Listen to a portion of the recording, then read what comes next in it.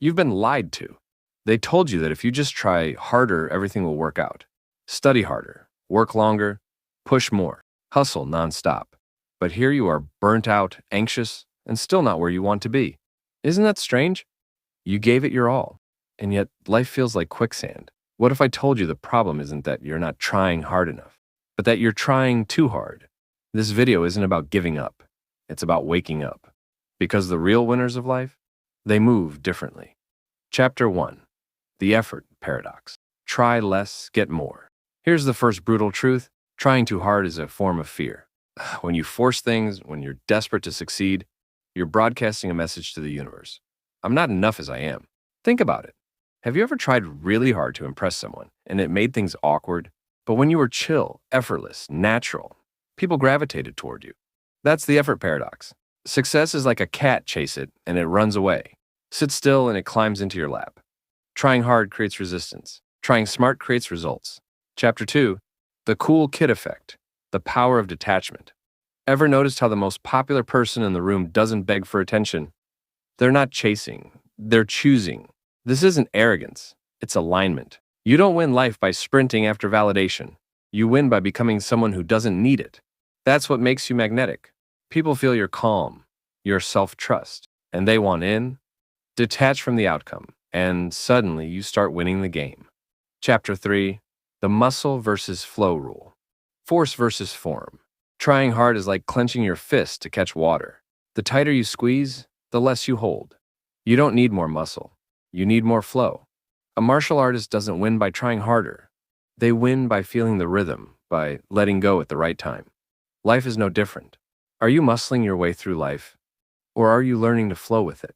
Because force breaks things, form builds things. Chapter 4. The archery truth. Aim, then forget. An archer pulls the string, takes aim, and then they let go. If they hold the arrow forever, it goes nowhere. Same with your goals. Overthinking, overplanning, obsessing. That's you holding the arrow too long. Do the work, take aim, then let it fly. Trust the process. Because trying to control every variable is just anxiety in disguise. Chapter 5. The love glitch. Why desperation repels. Let's get real. Desperation kills attraction. In relationships, in careers, in friendships, when you need something too badly, it pushes people away. Why? Because energy doesn't lie. When you're chasing love like oxygen, you're telling the world, I don't have enough. And that scarcity repels. But when you're whole, grounded and still, you become the person they chase. The trick isn't to try harder to be loved. It's to love yourself so completely that everything else becomes a bonus. Chapter 6. The try-hard identity. When hustle becomes a prison, you've worn hard work like a badge of honor. But what if it's a cage? If your identity is tied to the grind, you'll never feel safe resting.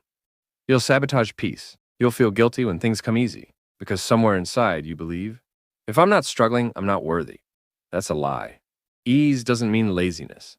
Sometimes the most powerful move is to stop paddling and let the current carry you. Chapter 7. The backwards law. The more you need it, the less you get it. Mark Manson said it best. The desire for a positive experience is itself a negative experience. The more you need to be confident, the more insecure you feel. The more you need to be rich, the poorer you feel inside. Because needing puts you in lack. It creates inner tension. And tension blocks flow. Instead, what if you could say, I already have what I need. You move from grasping to giving, from force to freedom. And that's when life starts unfolding in your favor. Chapter 8. The playground rule. The joy of not caring. Watch kids on a playground. They're not trying to impress. They're not calculating every move. They're just being. And in that state of pure presence, they're more alive than most adults ever feel. Now compare that to you scrolling Instagram, chasing metrics, worrying about your image. You've traded joy for strategy. But guess what? Real impact doesn't come from trying to be impressive. It comes from enjoying the game so much that people feel the fun in you. Let go of being impressive. Be expressive instead. Chapter 9. The unseen grind. Let the roots grow. Trying hard often looks loud, but growth is quiet.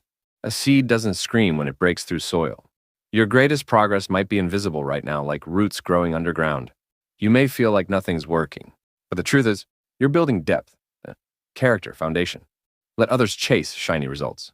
You build quietly, deeply. relentlessly but not frantically. That's how trees grow tall.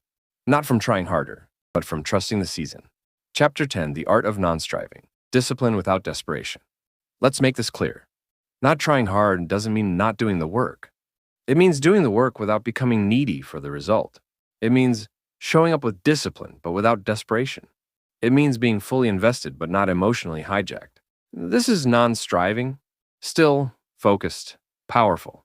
Like water, it cuts through rock, not because it tries hard, but because it flows consistently. You don't need to explode. You just need to flow. Final synthesis, the power of inner ease. So what does all this mean? Here's the real philosophy.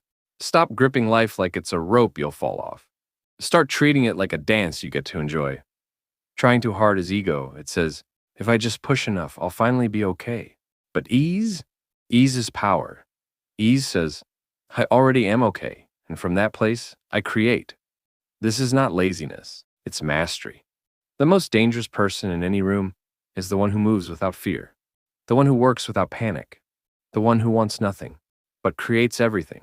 So stop trying so hard. Breathe, flow, trust. Because life isn't won by the one who tries the hardest.